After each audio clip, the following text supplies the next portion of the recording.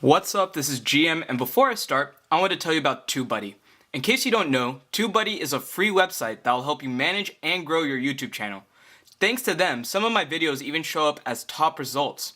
Want to give them a try? Check the description below for the link. Today's product is Rii's K61C mechanical gaming keyboard.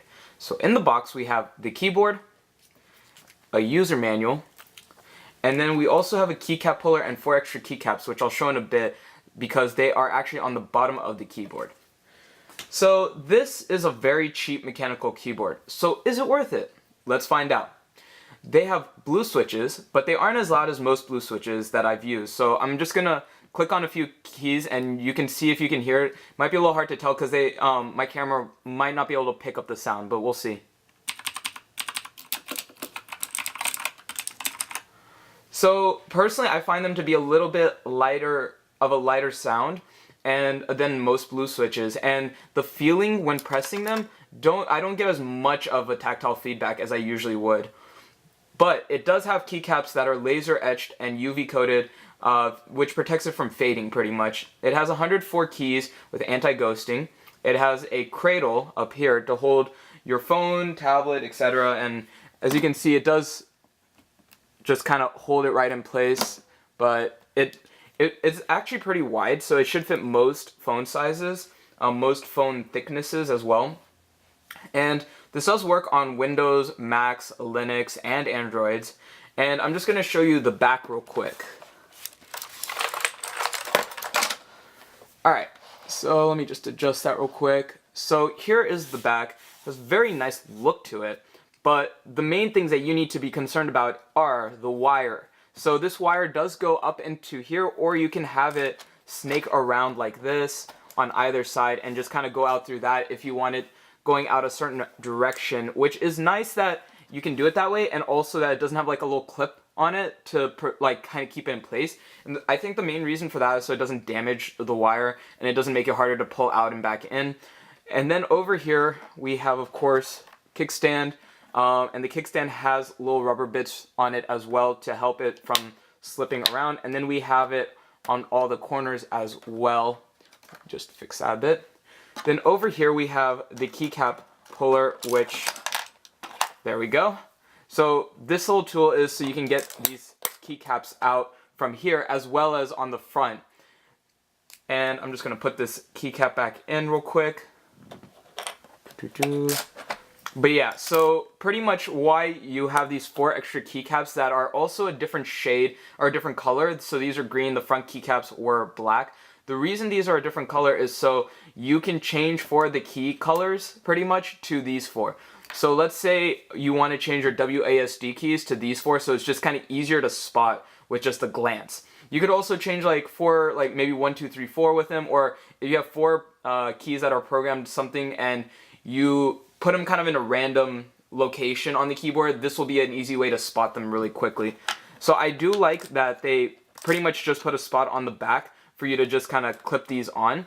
And that's because then you don't need to keep the box or keep these little things in like a little baggie so that way you don't lose them. This just kind of makes it a lot handier to hold onto without, you know, just losing it out of nowhere. So let me just fix this up real quick. The keyboard itself feels very nice as well. It's very slick feeling. It looks very nice as well. It has a little Rii design, of course, or logo on the bottom, and the K61C logo on the top.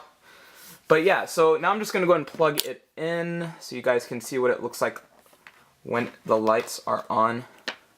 That should make it a little easier to see the keys at least.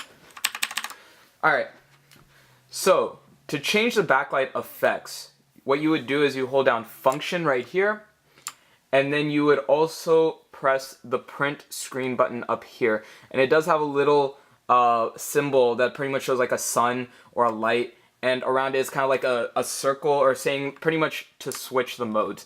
That's how you can remember which it is. So right now we have it on a pretty much standard full lit mode. So now this one is a breathing mode, and before I continue I wanted to show you some of the other key functions that you can do to mess around with each of these. So if you do function and up, it increases the brightness, which I already have it at max. If you do function and down, it'll decrease the brightness, and then if you want to increase the effect of this mode, you press function and the right arrow key to speed it up. And if you want to decrease it, you press function and left, and you just do it until you have it at the speed that you want, pretty much. So as you can see now, it's breathing very, very slowly. And I'm just going to speed it back up just so it'll be easier to see the transitions as we go through the next few. So now function and print screen. This is pretty much if I press anywhere, it'll just light up a key. So as you can see, the function key is lighting up.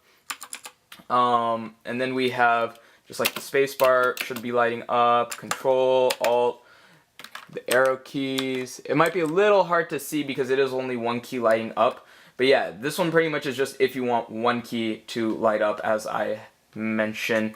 And then for the next one is function print screen. And now what happens is if I press somewhere, it'll pretty much shoot the color out from there. So if I press function, it'll just shoot it out from that key outward to all the rest. And as you can see, you can shoot it out quite a bit. Now if you press function and print screen, again, it will pretty much snake across the keyboard. As you can see, it's just starting from the left corner and going across. And I'm pretty sure that's already at max speed, so like you can slow it down as I mentioned. And now if you press function and print screen, it goes back to being fully lit. And so I've already gone over how to change the brightness, function down, as you can see it goes down a couple, and then function left right to increase, decrease the speed of the transitions or whatever it may be. So there's also one more function that you can do, which is function and, well, I'll show you first function and pause. So if you go to function and pause, what happens now is in a mode where you can choose which keys you want to have lit up. So let's say I'm playing a game and I only want to use WASD, and then, sorry, give me 1 second to adjust my laptop. So when you are doing this, make sure you don't have like a Word document open or like a browser open, because it will start typing on it.